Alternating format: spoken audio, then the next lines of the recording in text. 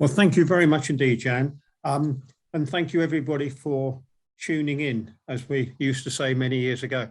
The talk is then and now. And I thought I would just shock you with this one first of all. So that is on the right, and that is also me on the left. Yeah, look. Probably about 50 years separate the two pictures. I'm in the same spot. I'm in the same spot rather less now, but I have been in that same spot for about 65 years, I think it is. And the great joy of being in that same spot over that time actually is when people come back, having been away from Dulwich for a long time, and are pleasantly surprised to find something they can identify with their childhood. And this is always gives me a particular pleasure when this happens. And I've got to tell you, it happens quite a lot. There are only a few businesses in the village that, in fact, can identify back quite a way. One, of course, is Bartley's. Another one is the bookshop, and the third one is Rumsey's. So we're the sort of the nucleus, and some of the others have been there quite a long time, but not as long as the rest of us. But when people come back, they come back and they remember the golden years of their childhood when everything was wonderful. But of course, it wasn't always wonderful. And I was there, you know, for example, during the Vietnam riots. And what happened with that was that there was a breakdown in discipline in schools. And that was followed a decade later by industrial unrest. And we ended up having the winter of discontent, where we're trying to serve in the shop with candles and oil lamps and Tilly lamps. And once we got through that, the late 1970s, we're into the 1980s, and we found that inflation was the key thing, and that was really bad. I mean, the interest rates reached 17% for a mortgage in that period. And even in the 1990s, interest rates went up in 1 month when we left the ERM from 10 to 12%. So whilst children are protected by their parents from all these things, these are all things that have happened in those 65 years.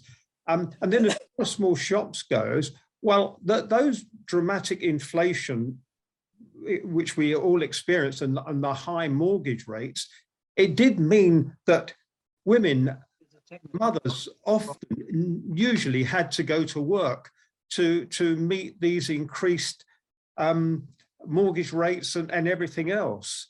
And this had an effect on shopping. And so it's not surprising that with mothers having less time to spare because they're trying to pick children up from school and hold down a job, it's not surprising then that supermarkets open. And the big change for Dulwich Village was in 1992, when Sainsbury's, of course, opened at Dog Kennel Hill, and all the food shops started to close down. But of course, now we're in a position now where we can order things online and have them delivered. And of course, as this talk is called Then and Now, I can remind you that 100 years ago, all of the village shopkeepers had delivery carts, and they would deliver possibly quicker than Ocado do today. However, let us move on to Then and Now. And we're still looking at shops because shops do fascinate people. That's the one sort of thing, as I say, returning people always can identify with. Now, I don't know if you can recognize this scene here, but this is what is now Jane Newbury's shop at the other end of Dulwich Village, at the south end of Dulwich Village. It was a butcher's. I don't know where they got the coat of arms above, a royal coat of arms. I'm not sure where that came from. Next to it on the left there was a newsagent shop. This is an old shot, but it will show you the position I'm talking about. So it's an old picture. We can tell it's old because what was Jane Newbury, and what before Jane Newbury, it was all sorts of incarnations. But those of you that have lived in the village for a long time will remember it as the Dulwich Sports Shop. So we haven't got a sports shop now. You'll see Bartley's is still there, however, on the right. And on the left is R.A. Kempson, and that was a newsagents and tobacconist. And you come left one more, you can just about make the hoarding out of W.J. Mitchell and Company Builders. And they had a large builder's yard, and that yard dated back certainly to the 18th century. And that was all removed to build Mitchell's Place, where you actually enter Mitchell's Place from Aysgarth Road round the corner. And on the site of the rather smart front there, which incidentally, I believe came from Bel Air, that window, that stonework, not from Bel Air, from Kingswood, that is now replaced, of course, by Simply Fresh. A couple of doors along, I almost should invite you to have a guess on this one, but this is today, you would know actually as Pizza Express. So the frontage has been created just the same. The clue is on those rather ornate railings above E. Kingston and Company. E. Kingston and Company they had a number of, I suppose, about 10 butcher shops spread around locally, Herne Hill, Lordship Lane, or at the Plough, and in Dulwich Village. And we had 2 butchers in Dulwich Village. And of course, the good thing is, with the change in shopping habits, we've got a butcher back again after about 30 years. This shop is interesting. I put this one in. This actually is on the site of Rumsey's today. And why I think it's interesting is because it shows the kind of fretwork that this man, Mr. Core, who was a builder and he was an amateur artist, he specialized in. And I've seen 1 or 2 houses interiors in Woodward Road that have got that kind of fretwork halfway down the long corridor from the front door straight down. And if you look on the left-hand side, you can see there's a sort of a classical pillar. There's an example of a door. I'm not quite sure what the thing is in the middle, whether it's a washstand or quite what. Both his sons standing next to him were killed in World War I. And that's roughly the site of it, well, not today, because the first shop you can see, you would know as Rumsey's, but then it was a tobacconist's. Rumsey's inherited that rather unusual semicircular window. And you can see it's a cigarette and cigar shop selling Abdullah cigars and so on. Let's look at a later view of that. And there you can see Rumsey's is in. We'll see later on what happened, why Rumsey's sort of appeared there. But if you look at the buildings above, the right-hand one above Rumsey Chemists, you can see it's a more modern construction. And that's because it was built in the 1920s, and we'll see a picture later on of what was there before. Now, the rest of the shops, if you look on the upper stories, you can see they're all different shapes and sizes because they were all built in pairs at different times over years as the trade increased. And they started off in about 1867, when it was called Commerce Place, with the first half a dozen. And then they were added to up until about 1900. And here we are today. So this is now. We've seen then, we are now seeing now. Not quite now, because we've lost a couple of those cherry trees, but we live in hope. So I've spoken about Bartley's, and here it is, but the building hasn't changed whatsoever. This is a very early photograph. I'm told it's something like something about 1865. So just see, you can see, it was then owned by the builders, W.J. Mitchell. You can see they had rather attractive window boxes. You can look down Aysgarth Road to, Boxall Road to the left, and you can see there were some cottages on that, on that right-hand side, which are now occupied by fairly unattractive garages. If we come a few doors along, we come to Flashman's. We know it today as Leslie Lill Green, the beauty shop. But Flashman's actually started its life as a saddle maker's. And when, as World War I was approaching, there were less horses in Dulwich. There still were some, but there were less. It was not enough to provide a business for Mr. Flashman, but rather like Flashman, I think perhaps in fiction, he quickly changed his fascia and became an antique shop with a car hire business. So he really changed with the times. Today, that's what it looks like. Very attractive still. Look at the very pretty fan lights, two delightful fan lights, one either side. And then if we go to Rosendale Road, we can see the West Dulwich stores. And you can see the care of which the shopkeepers in that period, they lavished this huge care on their window displays, stacking up the tins in pyramids. And of course, the Victorians were heavy into advertising. They make today's advertising sort of pale in comparison. And so they were always pushing price. Now, this is Lordship Lane, and the reason I include this one, and I mentioned about price, is because the second shop along, you can see David Gregg and Company. Now, David Gregg started in a small way in Hornsey in the 1880s, but expanded rapidly. And they have had, of course, an iconic fascia and sort of trademark motif on the floor as you go in, and often on the walls. And some of the David Gregg shops now are protected by English heritage.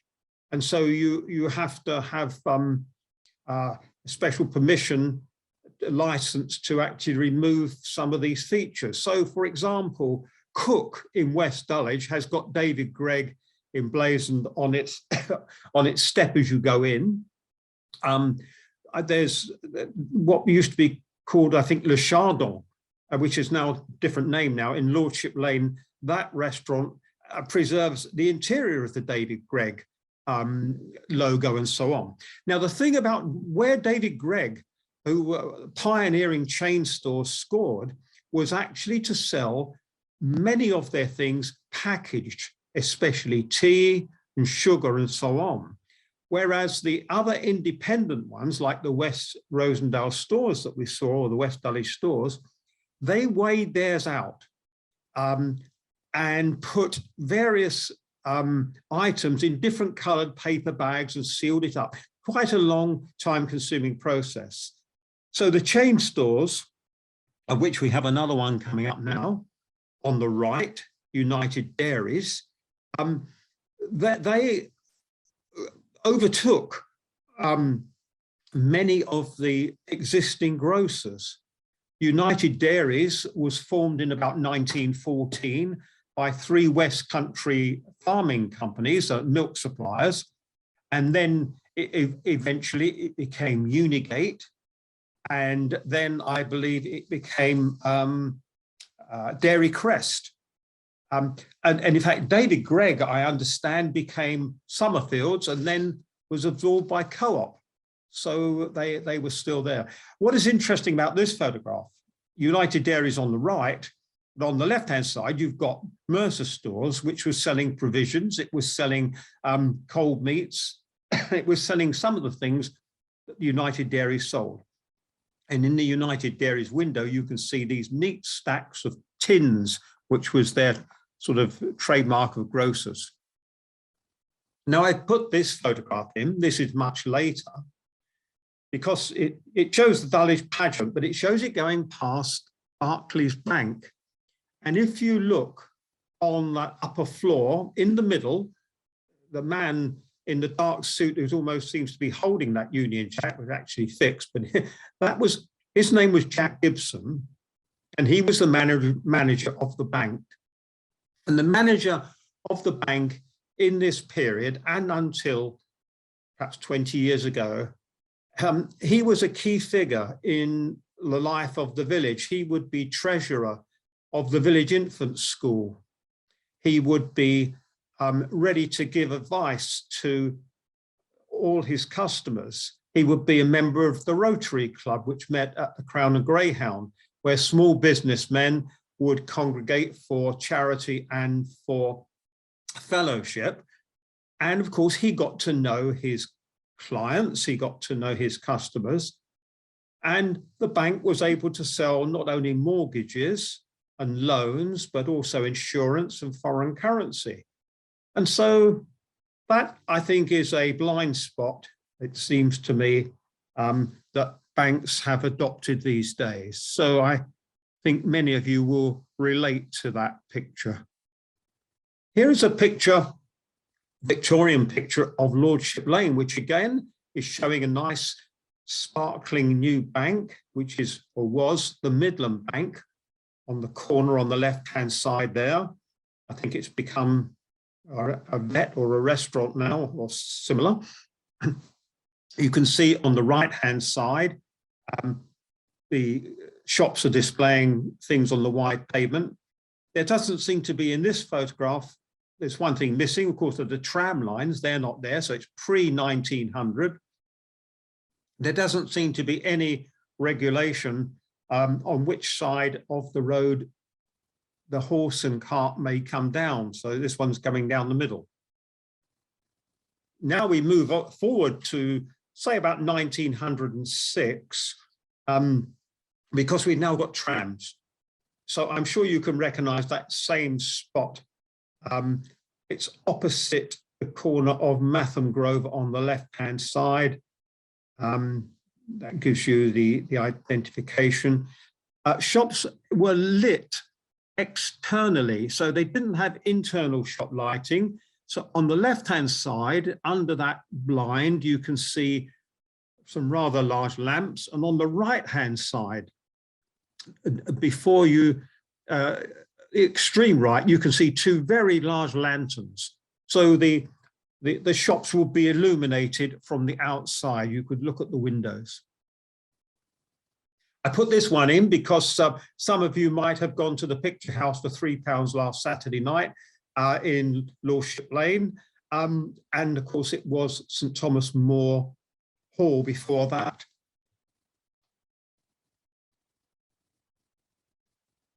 This scene hasn't changed very much.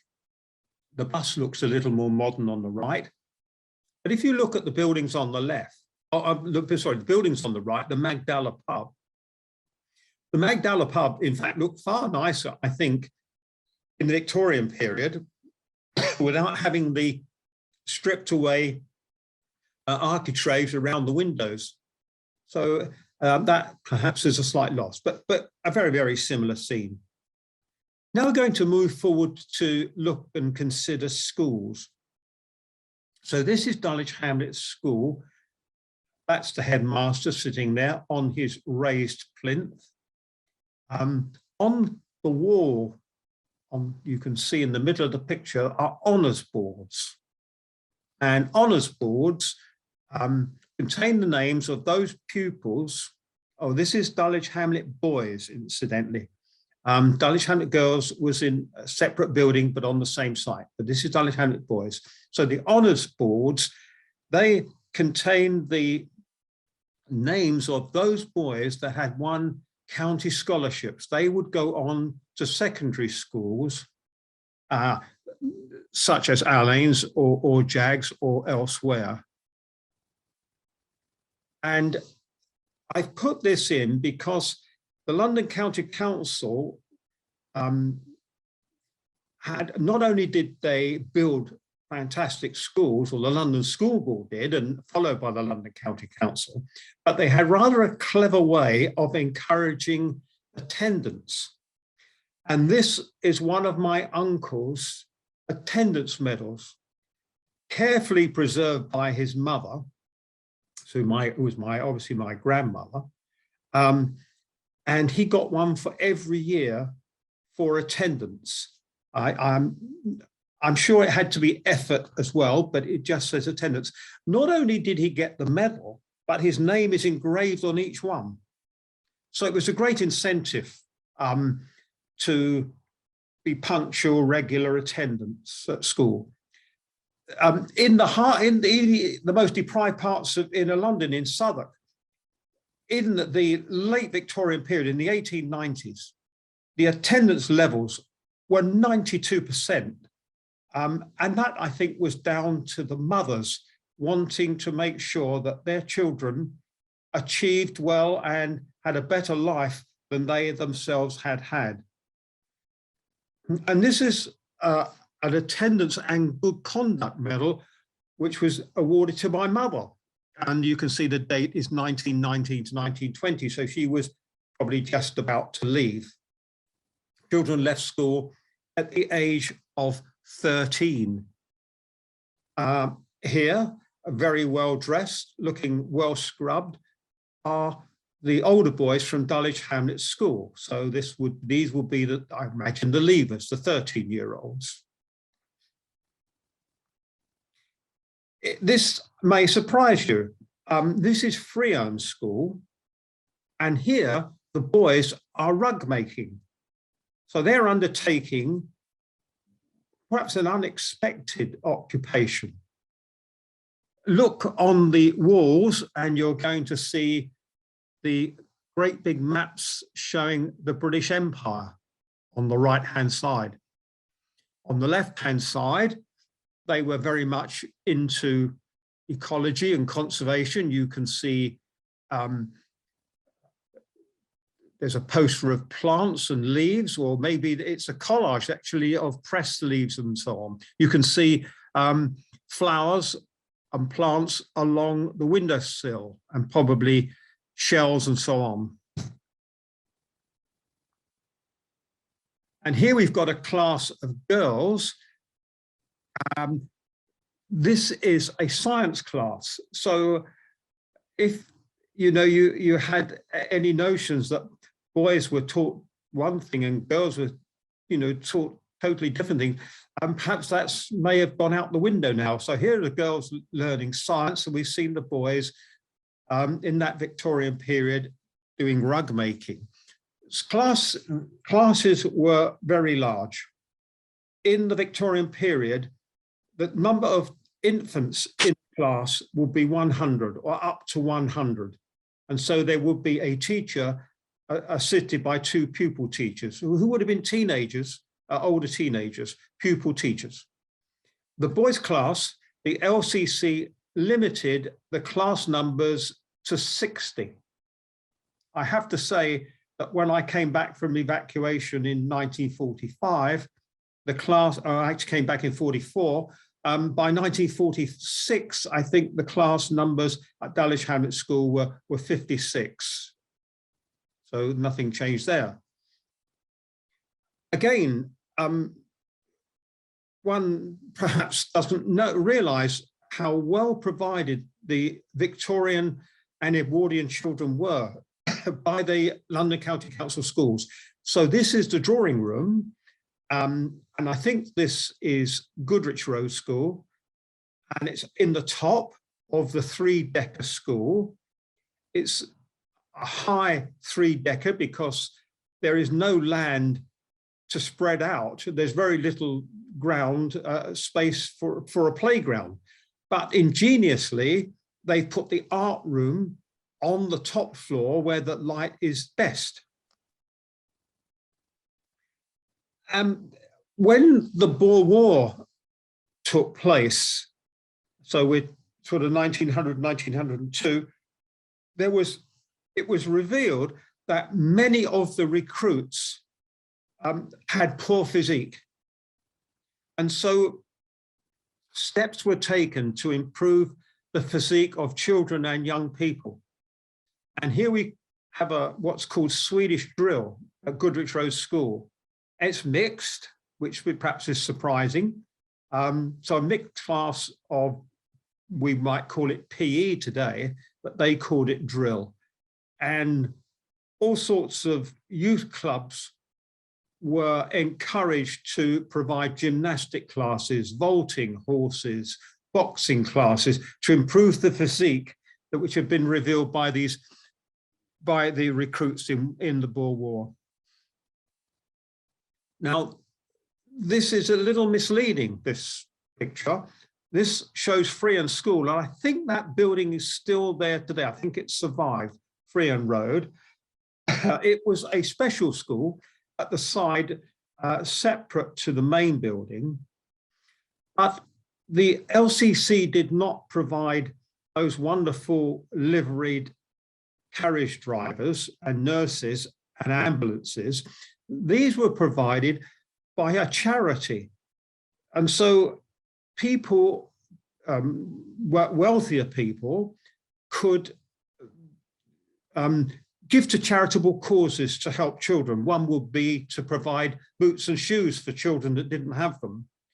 And another one, in this case, will be to provide transport for handicapped children to go to school. And here they are in their class, so they're in a special class. They're roughly the same age, within a couple of years perhaps of each other. And you can see that they are well provided for. The class is much smaller, and they're getting individual attention. Now, this is a photograph of, obviously, a laundry class, again at Friern Road School. The girls went from several other schools. They went from Heber Road, they went from Goodrich Road down to Friern. And at Friern, they had a special department which would not only teach them a sort of home economics like this, but they would teach them the sort of science of cookery, nutrition, and so on. The boys were well provided for. This is Dulwich Hamlet School, and this is the woodwork class for the 13-year-olds. And this was in the corrugated iron building, which was in the playground. Now, when the school was built in, or opened in the late 1870s, before the current building was built, while that was actually being built, there was temporary accommodation in a corrugated iron building. Alain's school hung on to one for years, and I was actually in it myself in the 1950s, and they called it the Tin Tabernacle, after the corrugated iron churches which were put up before the church was built. So very cleverly, the London County Council didn't just dismantle these tin tabernacles when the school was built in brick. They hung on to them and used them for woodwork classes or whatever. Now, if we turn now to the question of the poorer people, there were two workhouses to provide for the destitute poor. One of them was in Constance Road, which you now know as St. Francis Road, and the other one was in Gordon Road, which is near Peckham. And these were the London Borough of Camberwell's workhouses. If you were destitute and and it was no fault of your own, you could go to these workhouses and get a ticket which will buy you the basic food essentials. If, however, you were able-bodied and out of work, then you went into the stone yard. And this is the stone yard. It's Constance Road, I'm sorry, yes, not Gordon Road, Constance Road. And you went into the stone yard and you were provided with between 500 and 700 weight of granite to break up. And I've got that measured up here. That works out at 300 kilos a day in granite lumps. And you had to smash this with a hammer to pass it through those cages. And the squares on those cages are 1.5 inches wide. So you had to break the granite up small enough to pass through there. And so it was intended that the workhouse will be harder than the hardest job that you could get outside the workhouse. It will be tougher than the hardest job available. However, the poor and worthy were well looked after. And here we see what you might know or recognise as Dulwich Hospital was actually built as Southwark Infirmary. There was no room in Southwark, in the old borough of Southwark, to provide a hospital, an infirmary for the aged poor. And so they bought land in East Dulwich Grove and built the infirmary, which was very well provided and has had fresh air, balconies connecting the wards, which only recently, of course, have been demolished. So again, then and now, let's look back at recreation. You recognise this building on the right. It's actually a very old photograph, but you will remember it, you know it better in this one here. So we're in Dulwich Park.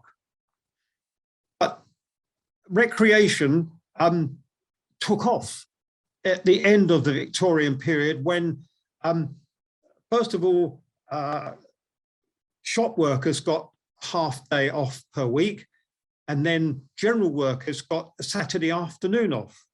And this provided great opportunities for taking up of sport and so on. So in addition to bank holidays, which were always looked forward to because that was when you could really go out on excursions, you could now look forward to a Saturday afternoon off to do what activity you wanted to do. And cycling, of course, was extremely popular with men and women. This, of course, is a picture in the 1920s. And the gathering point was always the fountain in the middle of Dulwich Village. Proximity, of course, to the velodrome. And there is the velodrome. And it was known as the LCC Stadium. And it was formed by a private company in about 1890. They took out a lease on this land from the Dulwich estate. And they built this track, which was originally a wooden track. And then it was later concreted, and they built a stand. And the stand survived until very, very recently. And there is the same stand. I think the photograph's taken, what, 15 years ago, maybe less, 10 years ago, perhaps. But of course, in recent times, we've got, with the help of the Dulwich Society, with the help of local benefactors, with the help of Sport England and the lottery bid, a brilliant new stadium. And the reason that you see so many cyclists in their lycra going down Burbage Road is in fact because there's a very good cafe in that stadium, and cyclists always seem to have a rendezvous where they can get a cup of tea. In 2018, this chap here, whose name is Mark Beaumont, who was the guy that cycled round the world in 80 days or did other fantastic things, he attempted to break the 132-year-old record for distance cycled in 1 hour on a penny farthing. But despite his fitness and despite his having a state-of-the-art modern penny farthing, he failed to break the 132-year-old record by 1 mile. So that good for the guy back at 132 years ago. Here's a photograph of Dulwich Hamlet Football Club. I guess this is probably 100 years ago as well. I guess it's, about 1920, 20 something. And this was, of course, the golden days of Dulwich Hamlet Football Club. You can see how many there are is in the stands and so on there. Of course, now it's become a real agonizing issue about the being taken over by a New York development company who are intent on building houses on the site of the present stadium, which is, of course, quite a nice stadium, perhaps too big for an amateur club, and wanting to build on metropolitan open land near Greendale. The pub, of course, was always a place of recreation. And this is a photograph of the old Crown. And you can see the building on the right is the same one as it is today, which is Rocker. But the Crown, it was more a sort of an agricultural workers' pub, really. Here it is replaced now. You can see Rocker better now, but that was that same building. So the Crown and the Greyhound were both taken down, demolished in around about 1898. As far as the Greyhound goes, which was on the other side of the road, it was caught between two stools. Earlier, 50 years, 20 years earlier, it had been popular with all classes. And the reason that it had been popular with all classes, and here we see it now, the reason it had been popular with all classes is because it had been a coaching inn. So the classes had invariably to mix. No doubt the coach passengers, the better off, had rooms more comfortable, a first class one set aside for them. But the large room above on the first floor, which was the meeting room, that was used for all kinds of village functions, from dinners of the Dulwich Club to political meetings, to occasional council meetings, to entertainments, to balls, everything like that. And the Greyhound became a place where people would have an excursion. So here you've got a bus that's obviously been hired for the day, bringing these folk here. They're probably going to have tea at the Greyhound, just like Dickens and Ruskin. Ruskin brought working men to the Greyhound, and he would take them for a walk around the area first, pointing out the sort of trees and flowers and plants, and also the opportunities that the working men would have for sketching classes. And he would bring them afterwards for tea. And there was a lovely lawn at the back, and there was a couple of cricket fields. But when the railways took over, and in Dulwich that would be from the late 1860s, there was a decline in the clientele of the Greyhound. The middle class and the upper class abandoned it. They preferred to get smashed at home in private, and it became gradually run down and run down and run down. In the end, it was demolished. And on the left, you can see the Greyhound with a little grocer's store next to it, which joined onto it. And on the right, that's exactly the same angle today. And so the people that developed the pub, the Crown and Greyhound, they were now catering for a new clientele, the lower middle class or the upper working class. The class, for example, you may say shopkeepers, but also builders, clerks, office workers.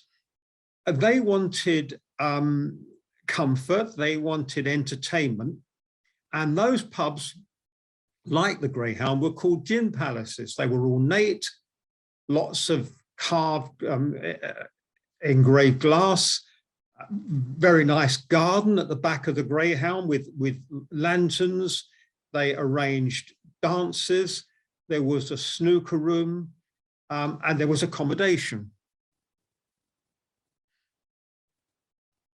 Some pubs, like this one, I think this is probably was known as the Crystal Palace Tavern. It's got a new name now, it escapes me for the moment.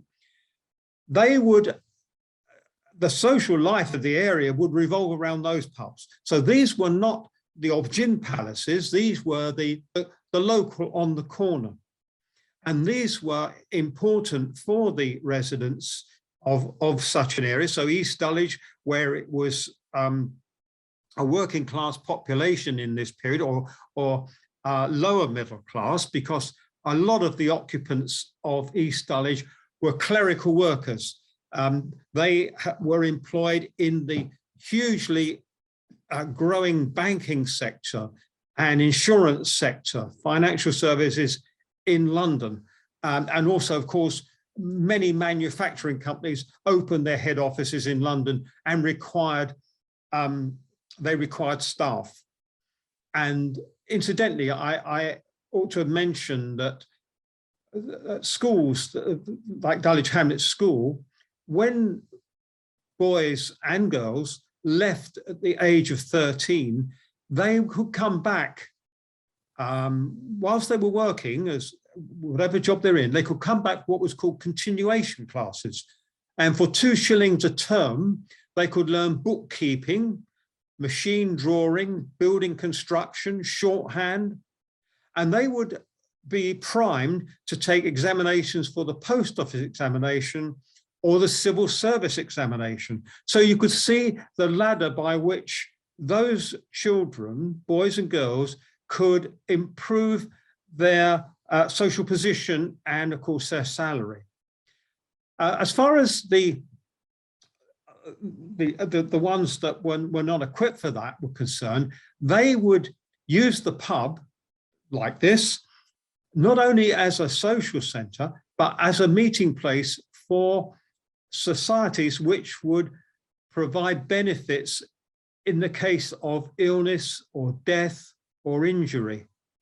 And these societies would be things like the Oddfellows, the Royal Ancient Diluvian Order of Buffaloes, the Foresters. What these were friendly societies. People would pay a weekly subscription. There would be a meeting in the upper room. There would be a formal part of the evening, and then there would be regular dances. So sisters and girlfriends would attend, and that's how marriages often formed, because that's where these people met.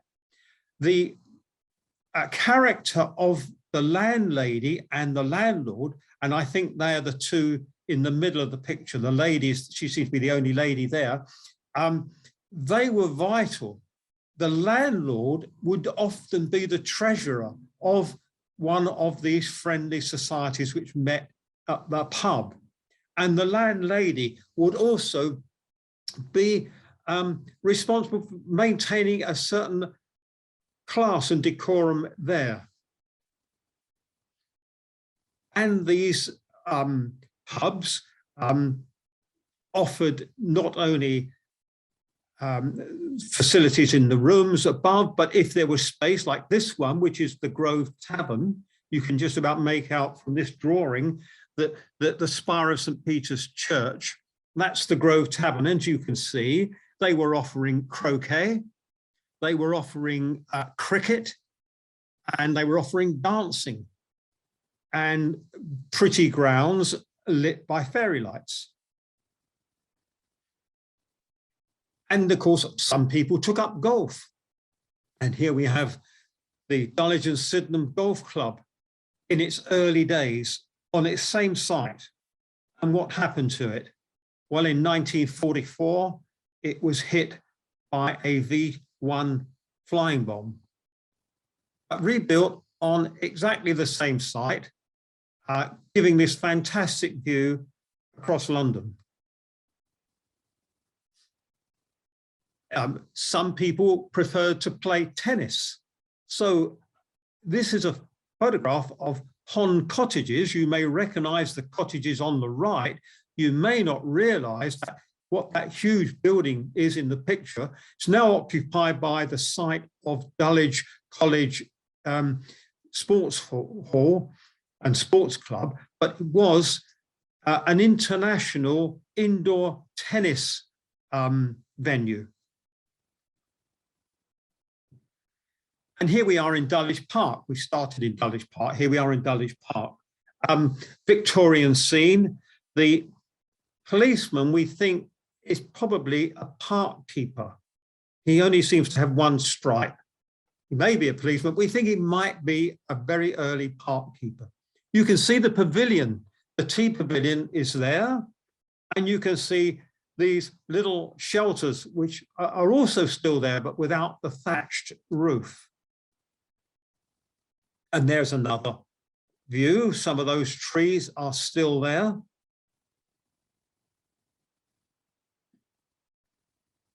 And there's the scene today. The tree's a bit bigger. In the background, you can see one of the shelters, and you can see the pavilion, the tea pavilion.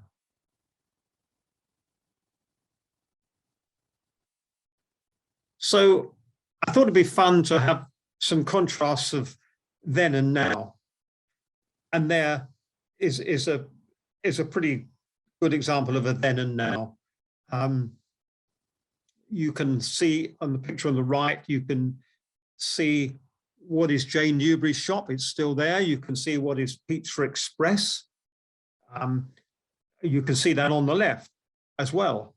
You may not realize that that building that is occupied by Pizza Express was rebuilt by the Dulwich estate governors in the about 1936, I think it is, in exactly the same, or pretty well the same style as the original, but the original was really old. I think it was late 17th century, so very old. On the right-hand side, the picture on the right-hand side, you can see a bike rack. I think that's rather fun. Just beyond the lamppost, there's a bike rack. So bike racks are not new in Dulwich Village. There's a close-up of it. I think you can possibly see the bike rack a little better now. We've got the wooden posts still. We haven't got chains. We've got iron bars. I heard a story once that the iron bars were replaced by chains because girls couldn't. They were always misbehaving and doing somersaults over the bars. Now, of course, I wouldn't know anything about that.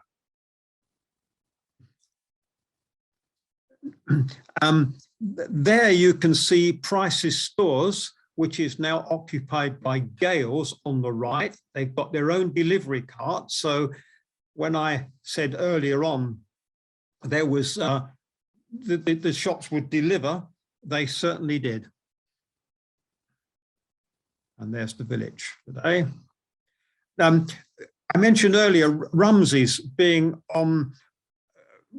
in a sort of a new built building. This is the building that Rumsey's, part of Rumsey's, now stands on today, and the hairdressers on the corner would be there. This is called the White House. This was lived in by the blacksmith, Mr. Evans, and on the right-hand side, with that rather ugly-looking sort of double door, that was the forge there. You're going to see a better picture in a moment, but that's the picture today.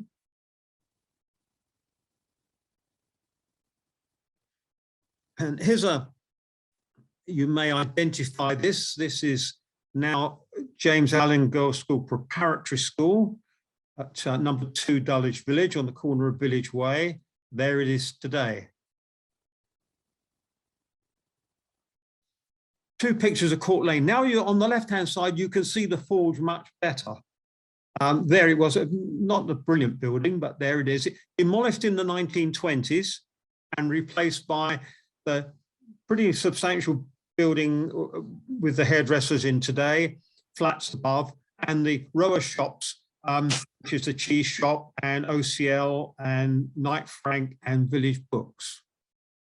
And here we've got Court Lane further up, left-hand side, ice being delivered. You can see the raised flower beds were there. And on the right-hand side, the same view today with those same raised beds. And the toll gate really doesn't seem to have changed very much, except the gate itself has gone. The gate post is there. The light, the lantern is still there. It perhaps looks rather more attractive there than it does there. This is an amazing photograph, I think. This is College Road. Look carefully at it. Hold it in your eyes. Young lady walking down. There it is now. How similar that is. And here, two well-dressed ladies with lovely hats going for a ride up College Road. And if they went up today, it would still be pretty good. Same spot today. Let's go back so you can get a good look at it. Same spot today. Pond Cottages hasn't changed enormously. There we have it in Victorian period, and there we have it more or less today. The pond has changed. That was the Victorian pond. You can just about make the pond cottages out at the back, a bit faint, I'm afraid, but it was a pretty rectangular, bare pond. That's what it's like today, perhaps a little more romantic now.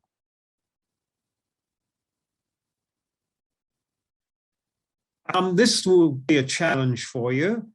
It was the Presbyterian Church, which was in East Dulwich Grove on the corner of Townley Road.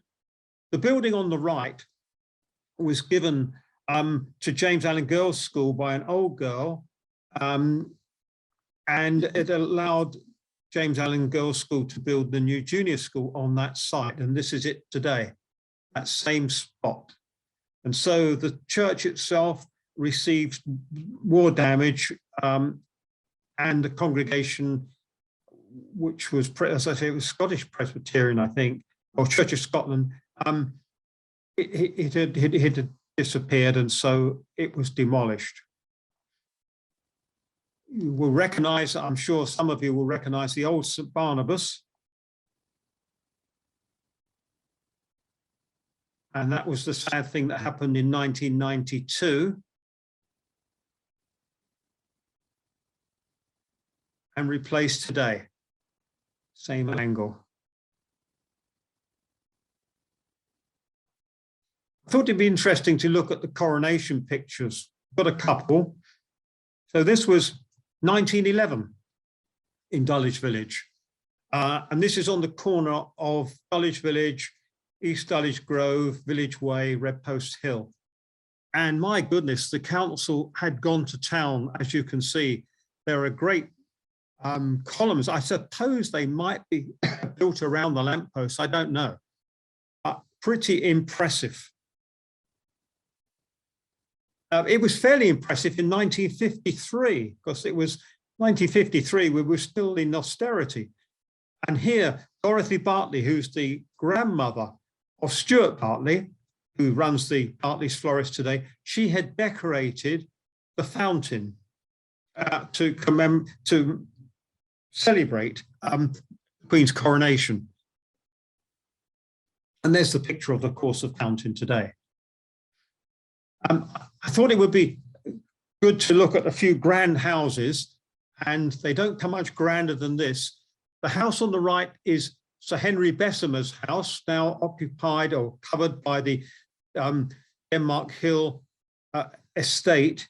The house on the left, the sort of Elizabethan style one, Bessemer built that and gave it to his daughter as a wedding present. The interior of Sir Henry Bessemer's house is here, or here, so pretty palatial. He had a conservatory. Well, most Victorians had a conservatory, but you can see the ceiling, the glass ceiling he's got, dome, that his conservatory is going to be rather fantastic. And there it is, almost Moorish in appearance.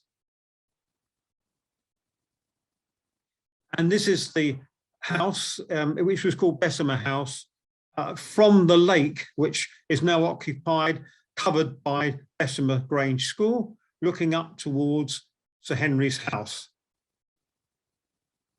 And there's the picture looking halfway down his garden through the roses towards the lake. And there's his daughter's house with a fantastic greenhouse on the left-hand side. And there's a lovely bridge which he had across his lake. And here we've got Stonehill's Court in College Road. And here's a nice interior of that.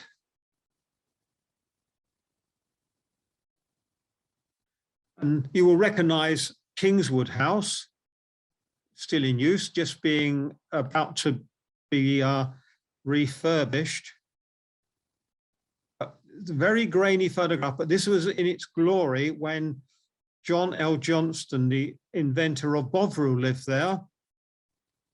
He was a passionate Jacobite, long, sort of several hundred years too late, but had everything designed in the Jacobean manner.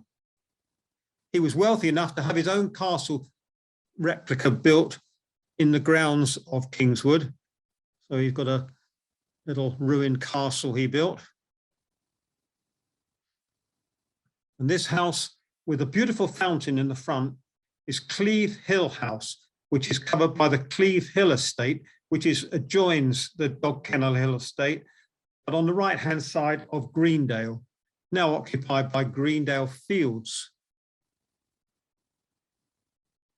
And this is still there. It was badly bombed in World War II, and it is in Grange Lane. And the picture today.